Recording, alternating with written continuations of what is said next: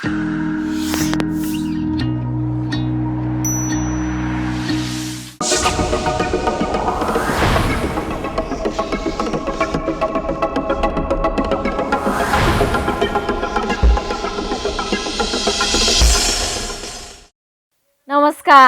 यो AB news खबरको संकेत हो।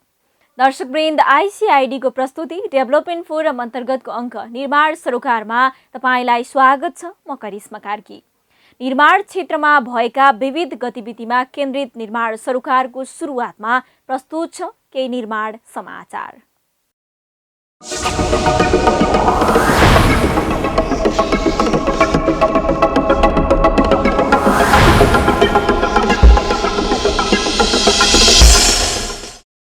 तोकिएको समयमा सम्पन्न हुन नसकेका परियोजनाहरूमा व्यावहारिक रूपमा म्याद थप गरी व्यवसायीहरूलाई राहत दिन नेपाल निर्माण व्यवसायी महासंघले विज्ञप्ति मार्फत सरकारसँग अपिल गरेको छ। कोरोना भाइरस अर्थात् कोभिड-19 का कारण गत वर्ष चाहिँ यसपटक पनि देशका विभिन्न ठाउँमा जारी निषेधाज्ञाका कारण निर्माण व्यवसायीहरूले भोग्दै आएको म्याद थपको समस्या थप पेचिलो बन्ने संकेत देखिएपछि महासंघले विज्ञप्ति जारी गरी सरकारको ध्यान आकर्षण गराएको हो। यसअघि नै वैज्ञानिक ढंगले म्याद थप नहुँदा चर्को आर्थिक मारमा परेका हजारौं निर्माण व्यवसायीहरू अहिलेको विषम अवस्थाको निषेधाज्ञाका कारण अझ समस्यामा पर्ने निश्चित देखिएको महासंघले जनाएको छ। महासंघका महासचिव रोशन दाहालको हस्ताक्षर रहेको विज्ञप्ति मार्फत हाल सञ्चालित सम्पूर्ण निर्माण कार्यहरूको लागि एकमुष्ट 1 वर्ष निर्णय भएको मितिबाट गणना हुने गरी म्याद थप गरिनुपर्ने उल्लेख गरिएको छ। कोभिडको महामारी र निषेधाज्ञासँगै निर्माण व्यवसायीहरूले पाउनुपर्ने अर्बौं अर्ब रुपैयाँ भुक्तानी रोकिँदा बैंकिस्ता राजस्व दाखिला आपूर्तिकर्ता तथा मजदुरहरूको भुक्तानी नहुँदा निर्माण क्षेत्र आर्थिक रूपले धराशायी भएको छ विज्ञप्तिमा भनिएको छ। साथै राज्यले जारी गरेको सूचनाको अक्षरशः पालन गरी कोभिडको बढ्दो संक्रमण नियन्त्रणमा आफ्नो ठाउँबाट पहल गर्न देशभरका तमाम व्यवसायी साथीहरूलाई महासंघले अपिल गरेको छ।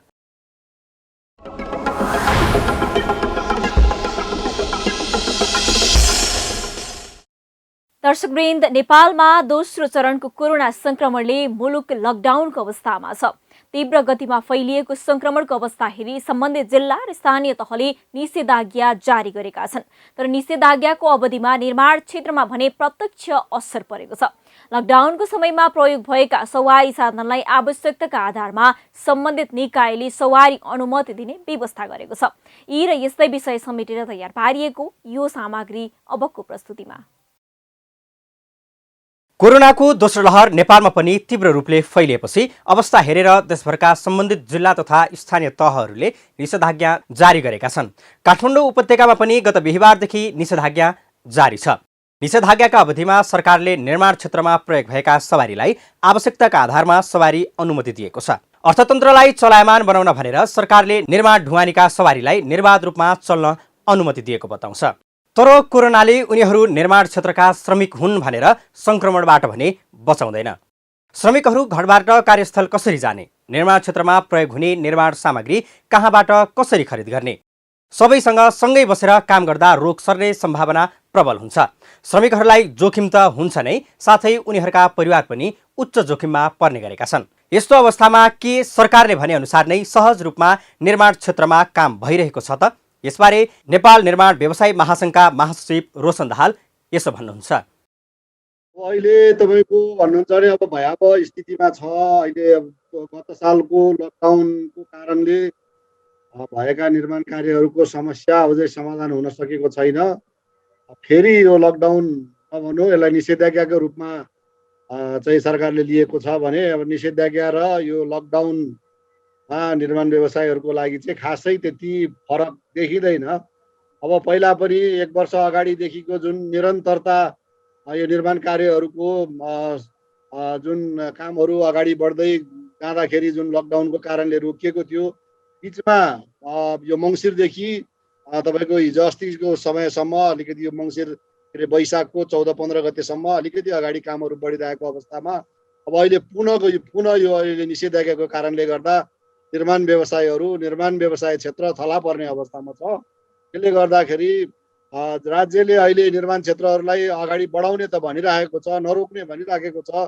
तर यसलाई सम्भावना कसरी हुन्छ, निर्माण व्यवसायीहरूलाई यो कोरोनाले छुँदैन कि, यो रोगले छुँदैन कि, निर्माण व्यवसायीहरूका कामदारहरूलाई यो रोग लाग्दैन कि, यसतर्फ चाहिँ राज्यले ध्यान दिनुपर्छ र यसतर्फ पनि सम्बन्धित निकायले चाहिँ ध्यान दिनुपर्छ होला भन्ने कुरा चाहिँ हामीले अनुभव गरेका छौँ।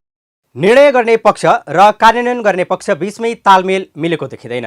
सरकारको माथिल्लो निकायमा बस्नेहरूले नरोक्ने भने पनि प्रहरीले भने निर्माण व्यवसायलाई ठाउँ ठाउँमा रोक्ने, श्रमिकहरूलाई काम गर्न असहज बनाउने काम भइरहेको छ। नियम बनाउने तर बनेका नियम सरकारमै बसेका व्यक्तिहरूले कार्यान्वयन नगरिदिएका कारण निर्माण व्यवसायी झन समस्यामा परेको महासचिव दाहाल बताउनुहुन्छ।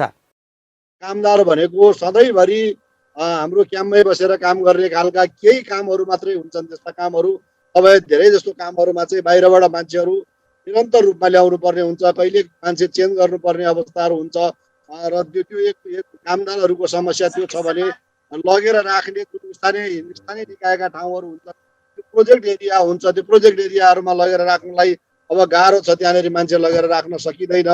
र जस्तै तपाईँको निर्माण सामग्रीहरू बोकेर आएका गाडीहरू तपाईँको चाहिँ पुलिस प्रशासनले जिल्ला प्रशासन कार्यालयबाट पास नल्याइकन हामी निर्माण सामग्री लान दिँदैनौँ भनेर ठाउँ ठाउँमा रोकिरहेको अवस्था छ। हाम्रा निर्माण व्यवसायहरू हिँड्नु भएको साइडमा जानुभएको निर्माण व्यवसायहरू ठाउँ ठाउँमा रोकिनु भएको छ, उहाँहरूलाई साइडसम्म जान दिने अवस्था छैन। त्यसले गर्दाखेरि यो जुन राज्यले भने तापनि र हामी निर्माण व्यवसायीले निर्माण कार्यहरू सहजतापूर्वक सञ्चालन गर्न पाउनुपर्छ भने तापनि यो चाहिँ व्यवहारले यो कुरो देखिएको छैन। राष्ट्रले यो एउटा निकायले सहजीकरण गरिदिन्छ र अर्को निकायले चाहिँ त्यो क्रियाकलापलाई चाहिँ रोक्ने कामहरू भएको छ। त्यसले गर्दाखेरि राज्यले यो दिए पनि, राज्यले भने पनि, काम गर भने पनि, तर अब यो कामदारहरूको अभाव र निर्माण सामग्रीहरूको अभावले गर्दाखेरि यो निर्माण कार्यहरू सुचारू हुनलाई नसक्ने अवस्था छ। कोरोनाका कारण बजार ठप्प छ। श्रमिकहरू बिहान बेलुकाको छाक टार्ने बाटो गर्नका लागि महामारीसँग जुधी काम गर्न तत्पर पनि छन्। तर निर्माण क्षेत्रलाई चाहिने निर्माण सामग्रीहरू खरिद गर्ने पसलहरू भने बन्द छन्। उद्योगबाट ल्याउनुपर्ने सामग्रीहरू निर्माण स्थलसम्म पुर्याउन निकै समस्या झेल्नु परेको उहाँको भनाइ छ। यस्ता समस्याले गर्दा सम्पन्न हुन लागेको आयोजना पनि अघि बढ्न नसकी केही समयका लागि बीचमै छोड्नुपर्ने अवस्था सिर्जना भएको दाहाल बताउनुहुन्छ। यहीँनेरि कामदारहरू महिनौदेखि वर्षौँदेखि लगातार निरन्तर रूपमा काम गरिरहेका उहाँहरू चाहिँ घर जानु नपर्ने छन् भनेदेखि अलिक टाढाका मजदुरहरू हुनुहुन्छ भनेदेखि उहाँहरूबाट काम गराउन सकिन्छ। यसमा पनि निर्माण सामग्रीको के कस्तो समस्या छ, निर्माण सामग्रीको आपूर्ति कसरी भइरहेको छ, त्यहाँ स्टकमा निर्माण सामग्रीहरू छ कि छैन, त्यही पनि यो ठुला राष्ट्रिय गौरवका आयोजनाहरूको लागि चाहिँ जुन उद्योगहरूबाट निर्माण सामग्रीहरू ल्याउन सकिन्छ, उद्योगबाटै डाइरेक्ट प्रोजेक्ट आयोजना स्थलसम्म पुर्याउन सकिन्छ। त्यस्ताको लागि हो राज्यले भनेको जस्तै त्यो चाहिँ सम्बन्धित आयोजनाले त्यो यो उद्योगदेखि सम्बन्धित आयोजना स्थलसम्म सामान निर्यात गर्नको लागि चाहिँ राज्यले त्यो पास सम्बन्धित आयोजना कार्यालयले पास उपलब्ध गराउने भनेको छ। यसलाई चाहिँ उपयुक्तता होला, तर अन्य त्योभन्दा बाहेकका अन्य पसलहरूबाट, अन्य डिलरहरूबाट लैजानुपर्ने जुन सामानहरू हुन्छ सबैले उद्योगबाटै सामानहरू उठाउँछन् भन्ने छैन। अन्य पसलहरूबाट पनि उठाउनु पर्ने अवस्था छ।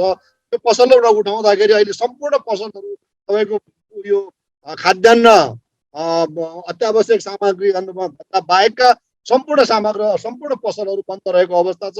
अब कल कारखाना, घरि के अरे यो क्रसरहरू सबै बन्द रहेको अवस्थामा निर्माण सामग्रीहरू त्यो ठाउँमा पुर्याउनै नसक्ने अवस्था छ। त्यसले गर्दा आज भोलि या पर्सि अथवा 1 महिना 2 महिनाभित्र सक्नुपर्ने कामहरू पनि निर्माण सामग्री नै आइपुगेन भने उसले कसरी सक्छ, कामदारहरू रहेनन् भने उसले कसरी सक्छ। त्यसले गर्दाखेरि सक्नुपर्छ भनेर मात्रै भएन, एउटा व्यवसायीको पनि एउटा ज्यानको प्रवाह हुन्छ, उसको पनि परिवार छ, उसले पनि आफ्नो सबभन्दा पहिला उसले चाहिँ आफ्नो पहिला ज्यान जोगाउनु पर्छ।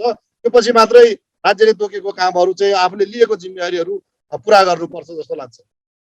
कोरोना महामारीबाट आफ्ना नागरिकलाई सुरक्षित राख्न भनेर सरकारले विभिन्न स्वास्थ्य मापदण्ड तोकिदिएको छ। स्कुल, पसल, व्यवसाय सबै ठप्प भए पनि अर्थतन्त्रलाई चलायमान बनाउन भनेर निर्माण सेवाका ढुवानीलाई अनुमति दिएकोले सावधानी अपनाएर काम गर्न भौतिक पूर्वाधार तथा यातायात मन्त्रालयका सचिव रविन्द्र श्रेष्ठले निर्माण क्षेत्रका सम्पूर्ण श्रमिकलाई आग्रह गर्नुभएको छ। हुन त सबैले मापदण्ड निर्माण फलो गर्ने भनेको छ। अनि त्यो खालि निर्माण मात्रै अथवा गभर्मेन्टले मात्रै गरेको छैन, गभर्मेन्ट भेला भएको देख्छ, मान्छे चाहिँ भेला भएको मान्छेले देख्दैन कि। त्यस कारण यो चाहिँ सरकार भनेको चिज हामीले गलत बुझिरहेको छ। सरकार भनेको इन्क्लुडिङ जनता हो। अब हामीले भन्न त एकदमसँग भनेका छौँ त्यो निर्माण व्यवस्था तपाईँहरू स्ट्रिक्टली फलो गर्नुहोस् है भनेर भनेका छौँ। अनि 24 घन्टा त्यहाँ बसेर पालो पहरा दिएर यसले फलो गरेको छ कि छैन भनेर भन्न सकिने अवस्था त छैन। अब हामीले गर्नुहोस् भनेर भनिदियो हेर्नुहोस्, त्योभन्दा यो दण्ड लगाएर गर्न सकिने भन्ने किसिमको कुरो छैन। हामीले मापदण्ड जारी गरेका छौँ, मापदण्ड सबैले पालना गर्यो भने हुन्छ। अब पालना गर्यो भने अब यसले के अरूलाई असर पार्ने हो र आफै सिद्धिने हो। निर्माण क्षेत्रका समस्या पहिलेदेखि नै समाधान हुन नसकिरहेको बेला विगत 1 वर्षदेखि कोरोनाका कारण निर्माण व्यवसायी थप मारमा परेका छन्। निर्माण व्यवसायीका माग सम्बोधन गर्न सरकारसँग पटक पटक आग्रह गरे पनि सरकारले भने आनाकानी गरेको महासङ्घको बुझाइ छ। निर्माण क्षेत्रमा कार्यरत व्यवसायी तथा श्रमिकलाई सरकारले अनागरिक जस्तो व्यवहार गरेको उनीहरूको आरोप छ। महासङ्घले कोभिडको समयमा काम गर्नका लागि सरकारसँग कोभिड प्रोटोकल माग गरेको थियो। साथै मूल्यवृद्धि, ब्याज, समयमै भुक्तानी लगायतका विषयमा महासङ्घले बेला बेलामा सरकारको ध्यानाकर्षण समेत गराउँदै आएको थियो। तर सरकारले बेवास्ता गरेको महासचिव दाहाल बताउनुहुन्छ। पुनः यो कोभिडको कारण पहिलाको भन्दा झन् भयावह रूपमा चाहिँ अहिले कोभिड आइरहेको अवस्थामा राज्यले निर्माण व्यवसायीहरूलाई हेर्ने एउटा दृष्टिकोणमा निर्माण कार्य निरन्तर राख्नुपर्छ भन्छ राज्यले। तर कसरी निर्माण कार्य सुचारू हुन सक्छ भन्ने कुरा चाहिँ राज्यले पनि एउटा खाका दिन सकेको छैन। त्यो बिचमा हुने जुन मूल्य वृद्धिको कुराहरू छ, वाणिज्य सामग्रीको मूल्य वृद्धि हुन्छ, तपाईँको एकतिरबाट सामान लिएर आउँछन्, अर्कोतिरबाट उसलाई लिएर जाने उसले लिएर जाने चाहिँ सामान नपाएपछि उसले दुईतिरको भाडा उसले चाहिँ क्लेम गर्छ। त्यसले गर्दा त्यो निर्माण व्यवसायमा पर्न सक्ने मूल्य वृद्धिको असर कसरी चाहिँ बेहोर्ने। र अर्को कुरा हामीले विगतदेखि माग्दै आएको यो कोभिडको प्रोटोकल लाई कसरी यसलाई चाहिँ लिएर जाने भन्ने कुरा हामीले विगतदेखि बारम्बार नेपाल सरकारलाई हामीले चाहिँ कोभिडको प्रोटोकल कायम गरिदिनुहोस् भनेर हामीले भनेका छौँ। र कोभिडको प्रोटोकल कायम गर्दा त्यसमा लाग्ने लागत अनुमानहरू के कति हुन्छन् त्यो कुराहरू पनि राज्यले हेरिदिनु पर्यो भनेर हामीले भनिराखेका छौँ। त्यसले गर्दाखेरि यो विभिन्न समस्याहरू छन्। यो विभिन्न समस्याहरूतर्फ चाहिँ राज्यले यो ध्यान दिन सकेका छैन। म्याथपको समस्या निरन्तर छँदैछ। म्याथप नभएर हाम्रा व्यवसायीहरूले काम गरिसकेका आयोजनाहरूको भुक्तानी पाउन सकेका छैनन्। अब अहिले एकतिर निर्माण व्यवसायीहरूले भुक्तानी पाइरहेको छैन, अर्कोतिर त्यही कार्यालयहरूले चाहिँ काम गरेन, समयमा काम भएन भनेर चाहिँ त्यस्तो बेलामा पनि ब्याङ्क ग्यारेन्टीहरू तपाईँको चाहिँ ब्याङ्कमा क्लेम गर्नलाई विभिन्न कार्यालयहरूले चाहिँ पठाइरहेको अवस्था छ। त्यसले गर्दाखेरि यो राज्यको हेर्ने दृष्टिकोणमा निर्माण व्यवसायीहरूप्रति अलग दृष्टिकोण र एउटा छुट्टै दृष्टिकोण बनाएर चाहिँ हेरेको जस्तो। र यो निर्माण व्यवसायहरू भने एउटा निर्माण व्यवसायीलाई एउटा निर्माण कार्यको ठेक्का दिइसकेपछि त्यहाँनिर राज्यको सम्पूर्ण जिम्मेवारीबाट मुक्त भएको जस्तै त्यो व्यवसायीले मात्रै सम्पूर्ण जिम्मेवारी वहन गर्नुपर्ने जस्तो कि राज्यले हेरेको अहिलेको अवस्था छ। दिन प्रतिदिन कोरोना संक्रमितको संख्या बढिरहने र मृत्युदर पनि बढी भइरहेको कारण देशका विभिन्न जिल्लाहरूमा तथा स्थानीय तहहरूले निषेधाज्ञा जारी गरेका छन्। यस्तो बेलामा निर्माण क्षेत्रको पनि कामहरू रोकिएका छन्। कतिपय कामहरू करिब अन्तिम चरणमा पुगे पनि त्यसलाई पूरा गर्न पनि सम्बन्धित जिल्ला प्रशासनले अनुमति दिएको छैन। महामारीको बेलामा प्रशासनले रोक लगाउन नराम्रो नभए पनि अन्तिम चरणमा पुगेको आयोजनाहरू पनि पूरा गर्न सम्बन्धित प्रशासनले अनुमति नदिएको बताउनुहुन्छ सडक विभागका महानिर्देशक। सबै यसो सिडिओ साहबहरूलाई नै अधिकार दिइएको छ अनि सिडिओ साहबहरू दिने मुडमा हुनुहुन्न। जस्तै अब यहाँ के अरे काठमाडौँमै पनि यो पेन्टिङ गर्छौँ त, सडकमा पेन्टिङ गर्छौँ त पास दिनु पर्यो भन्दाखेरि सिडिओ साहबहरू ठिक छ यो एउटा सानो ग्रुपले चाहिँ गर्नु अरू नगर्नु भनिदिनु भयो। अहिले पुतली सडकतिर पेन्टिङ जस्तो जस्तो गरिएको छ अनि एक बिटामा ओभरले गर्नु थियो, ओभरले नगर्नु भयो। अब त्यत्रो लेबरलाई सँगै राख्नुपर्छ नगरौँ भन्नुभयो। अब हामीले हस् हजुर भन्यौँ काम रोकिदिउँ।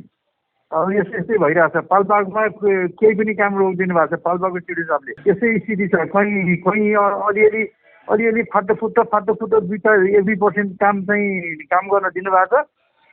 धेरै जस्तो ठाउँमा रोकिदिनु भएको छ। स्थिति यस्तो 30-35 जना मान्छे चाहिँ मृत्यु हुन्छ, हजारौँजना हस्पिटलाइज हुन्छन् भने यस्तोमा हामीले काम गर्न खोजेर पनि काम त्यो पनि ठिक होइन। कतिपय कामहरू चाहिँ यस्तो स्टेजमा पुगेको हुन्छ कि त्यसलाई चाहिँ 2-4 दिन फर्दर काम गरेर त्यसलाई टुङ्ग्याउँ भन्ने अवस्थाका कामहरू पुगिरहेको हुन्छ। जस्तै पुलकै कामहरू पनि त्यस्तोमा पुगेको हुन्छ। जस्तै ठेका लगाइसकेको छ, कङ्क्रिटिङ गरिसकेको हुन्छ, एउटा चाहिँ त्यो प्रिस्टेज केबल तारौँ भन्ने हुन्छ। अथवा चाहिँ फलामको ट्रस्ट चाहिँ जोड्दै जोड्दै जोड्दै अन्तिममा 2-3वटा मेम्बर मात्रै जोड्न बाँकी रहेको हुन्छ नि त।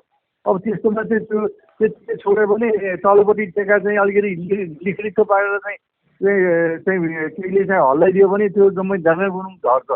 अब त्यो 2-3वटा चाहिँ अस्तिको हुरी बतासले पनि गरिदिइहाल्यो। सो त्यस्तो केसहरू चाहिँ हुन्छ, त्यस्तोलाई चाहिँ काम नरोक्न पाए हुने हो। अब यो कुरो चाहिँ अब सिडिओ साहबले बुझ्नुहुन्न। निर्माण क्षेत्रमा काम गर्ने श्रमिकहरू सबै एकै ठाउँमा बस्नुपर्ने, टाढाबाट आउनुपर्ने, उनीहरूका कारण परिवारमा पनि जोखिम बढ्ने सम्भावना उत्तिकै छ। रोगले धनी गरिब या कुनै पाटो छुट्याउँदैन। झन् मैदानमा उत्रेर निरन्तर काम गर्नेहरूका लागि झनै खतरा छ। यदि यो क्षेत्रलाई निरन्तरता दिने हो भने सरकारले सबै सुरक्षाका प्रबन्ध मिलाई सहज रूपले काम गर्ने वातावरण सृजना गर्न सक्नुपर्छ। होइन भने सास रहे आशका किरण पनि प्रशस्तै देखिन्छन्। महामारी मत्थर भएपछि गरौँला। दर्शकवृन्द, 6 वर्ष अघि गएको भूकम्पले देशभरका निजी आवास, शैक्षिक संस्था, सरकारी तथा सुरक्षा निकायका भवनमा समेत क्षति पुग्यो। भूकम्पले ढलेका संरचना कति नयाँ स्वरूपमा उठे त कति पुरानै स्वरूपमा उठ्दैछन् भने कति उठ्नै बाँकी छन्। तर वैशाख 11 गते प्रधानमन्त्री केपी शर्मा ओलीले काठमाडौँ स्थित ऐतिहासिक महत्व बोकेको धरहराको भने उद्घाटन गर्नुभएको विषयलाई समेटेर तयार पारिएको यो रिपोर्ट। 12 वैशाख 2072 विनाशकारी भूकम्पको आइतबार 6 वर्ष पुगेको छ। भूकम्प लगत्तै सरकारले 7 खर्ब रुपैयाँको क्षति भएको अनुमान गर्यो। भूकम्पपछिको पुनर्निर्माणलाई 9 खर्ब 38 अर्ब लाग्ने अनुमान पनि गरियो। लगत्तै सरकारले दाता सम्मेलन गर्यो, जहाँबाट 4 खर्ब 10 अर्ब रुपैयाँको सहयोगको प्रतिबद्धता नेपालले पायो, जसमध्ये 2 खर्ब 94 अर्ब मात्रै वास्तविक प्रतिबद्धता थियो। सरकारले पुनर्निर्माणलाई व्यवस्थित बनाउन 10 पुस 2072 राष्ट्रिय पुनर्निर्माण प्राधिकरण गठन गर्यो। 5 वर्षको म्यादसहित गठन भएको प्राधिकरणको म्याद गत पुसमा सकिएपछि सरकारले 1 वर्ष थपेको छ। तर पुनर्निर्माणको काम थपिएको म्यादमा पनि सम्पन्न हुने अवस्था छैन। यद्यपि सूचाङ्क भने सुखद छन्। भूकम्पले ध्वस्त बनाएका कयौं संरचना पुनर्निर्माण भएका छन्। विशेष गरी विद्यालय भवन, सुरक्षा निकाय भवन र सडक निर्माणमा राम्रो प्रगति भएको छ। आम सर्वसाधारणको चासो रहेको ऐतिहासिक महत्त्वका धरहरा, रानीपोखरी जस्ता सम्पदाको पुनर्निर्माण पनि सम्पन्न भएका छन्। पुनर्निर्माण र पुनर्स्थापनाको प्रमुख क्षेत्र निजी आवासमा 93% को उपलब्धि प्राप्त भएको छ। सांस्कृतिक सम्पदा र स्वास्थ्य संस्थाको निर्माणको गति भने अझै न्यून छ। विनाशकारी भूकम्पले ध्वस्त बनाएको ऐतिहासिक धरहरा पुनः ठडिएको छ। भूकम्पको 6 वर्षपछि ठडिएको 22 तले धरहरा प्रधानमन्त्री केपी शर्मा ओलीले शनिबार उद्घाटन गरे। 42 रोपनी क्षेत्रफलमा फैलिएको धरहरा पहिले भन्दा अग्लो पनि छ। बाहिरबाट हेर्दा 11 तले देखिए पनि जमिन मुनि 2 र जमिनमाथि भुइँतला गरी समग्रमा धरहरा 25 तलाको छ। रानीपोखरी सहित बालगोपालेश्वर मन्दिर र पुल पुनर्निर्माण भइसकेको छ। रानीपोखरी र अन्य संरचना तथा सौन्दर्यकरणका लागि सीए तुलसी कन्स्ट्रक्सन जेबीसँग 24 असार 2076 ठेक्का सम्झौता भएको थियो। अल्पत्र परेको रानीपोखरी अहिले सुन्दर र मनमोहक देखिएको छ। प्रधानमन्त्री तथा मन्त्री परिषदको कार्यालय रहेको सिंहदरबारको प्रबलीकरण र पुनर्निर्माण पनि सम्पन्न भइसकेको छ। पश्चिम बाहेकका 3 मोहडाको निर्माण कार्य 2 फागुन 2076 मै सम्पन्न भएको हो। यसको पनि प्रधानमन्त्री ओलीले उद्घाटन गरिसकेका छन्। पुनर्निर्माणका क्रममा तयार भएको सबैभन्दा ठूलो एकीकृत बस्तीका लाभग्राहीलाई जग्गाधनी पूर्जासहित तयार भएको घर हस्तान्तरण गरिएको छ। 9 वैशाख 2078 मा राष्ट्रिय पुनर्निर्माण प्राधिकरणका प्रमुख कार्यकारी अधिकृत सुशील ग्यावाली र गैर आवासीय नेपाली सङ्घका अध्यक्ष कुमार पन्तले गोर्खा धार्चे गाउँपालिका स्थित लाप्राक एकीकृत बस्तीमा आयोजित एक कार्यक्रममा संयुक्त रूपमा घर हस्तान्तरण गरे। चीन सरकारको 89 करोड रुपैयाँको सहयोगमा ऐतिहासिक दरबार हाई स्कुल निर्माण भएको छ। 83% विद्यालयको पुनर्निर्माण सम्पन्न गरेका छौँ भने 70% विद्यालय पुनर्निर्माण भइरहेका छन्। यी विद्यालयको पुनर्निर्माण यसै आर्थिक वर्षभित्र सम्पन्न गर्ने लक्ष्य छ। त्यस्तै कुल 1197 स्वास्थ्य संस्थामध्ये 698 को पुनर्निर्माण सम्पन्न भएको छ भने 296 को पुनर्निर्माण जारी छ। यस्तै कुल 415 सरकारी भवनमध्ये 90% को पुनर्निर्माण सम्पन्न भइसकेको छ।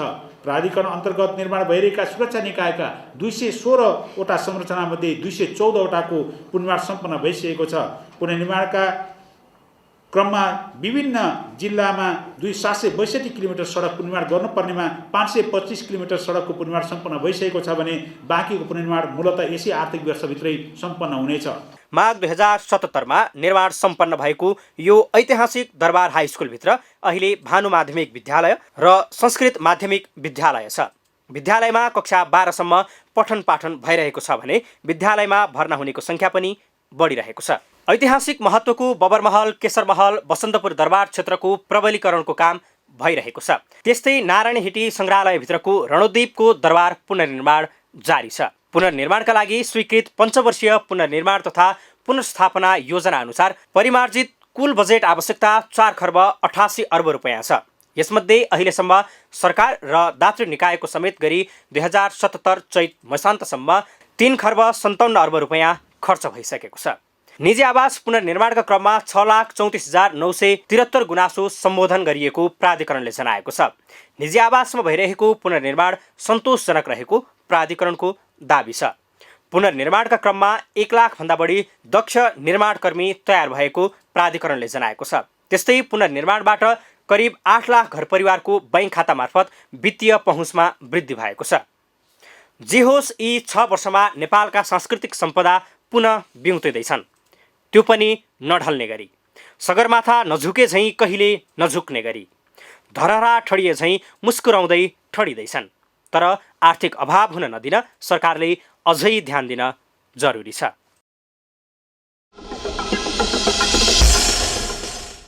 दर्शकवृन्द, सुदूरपश्चिम प्रदेशको तराईका क्षेत्र कञ्चनपुर र कैलाली जिल्लाका केही भागलाई सिंचाई गर्न सक्ने प्रदेशकै ठूलो आयोजना बजेट नहुँदा निर्माणको कामले गति लिन सकेको छैन।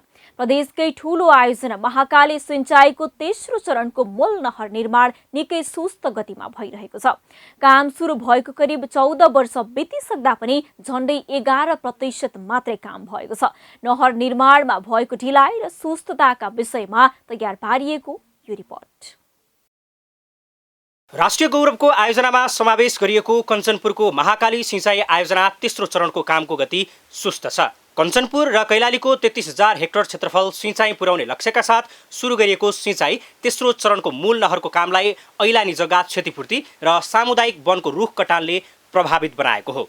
सरकारले महाकाली सिंचाईको बारेमा कुरा मात्रै गरेको र उचित क्षति नदिँदा उठिवास नै हुन सक्ने स्थानीयको गुनासो छ। यो 62-63 सालदेखि यो आउँछ सिँचाइको भनेर सुनेको हो। अहिले अब कति साल भन्नाले 12-13 साल भइसक्यो। यसको मौजाको पनि केही हिसाब किताब छैन।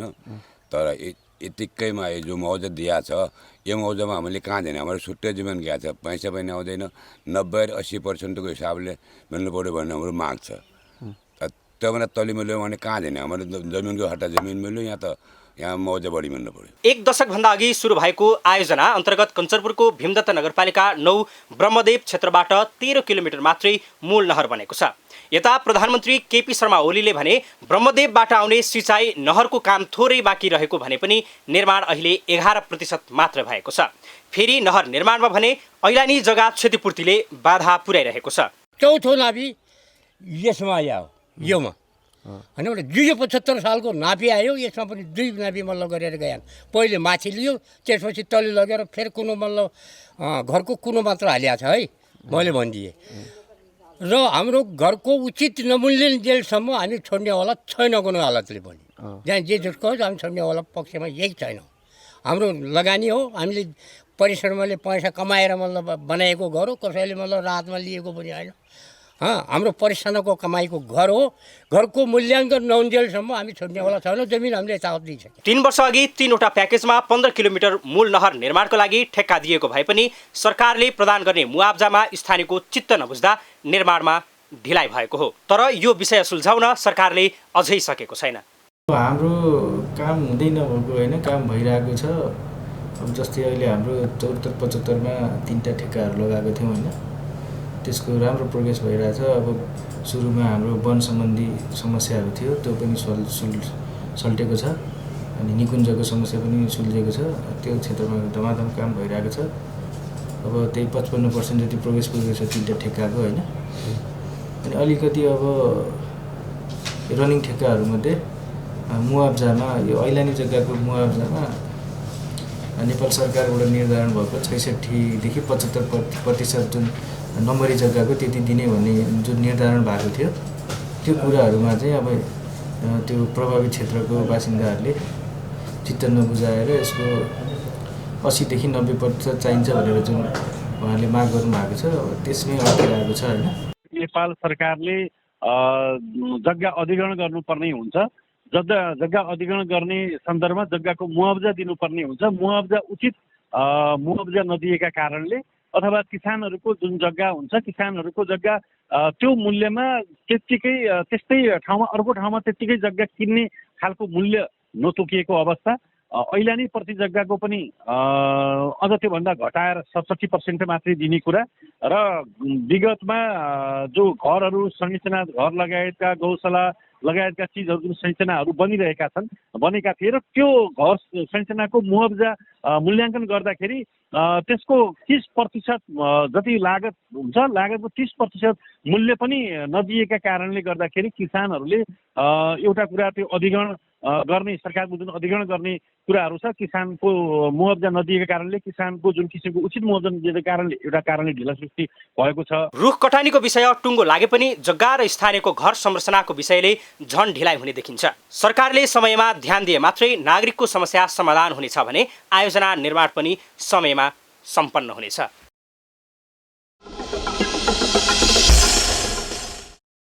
दर्शकवृन्द हो कोरोना सङ्कट जस्तै अनेकौं विपदबाट बस्दै निर्माणका योजना सञ्चालन गर्न राज्यले न्यूनतम पूर्वाधार विकासमा जोड दिन आवश्यक छ। आगामी दिनमा कोरोना जस्ता थुप्रै सङ्कटबाट बसेर आयोजनाको काम गर्न सकिने उपायबारे सरोकार पक्षले पर्याप्त तयारी गर्नुपर्छ। हस्त आइसिआइडीको प्रस्तुति डेभलपमेन्ट फोरम अन्तर्गतको निर्माण सरोकार आजलाई यति नै। तपाईँ हामीलाई फेसबुकमा facebook/डेभलपमेन्ट फोरम र युट्युबमा डेभलपमेन्ट फोरममा गएर समेत हेर्न सक्नुहुनेछ। नमस्ते।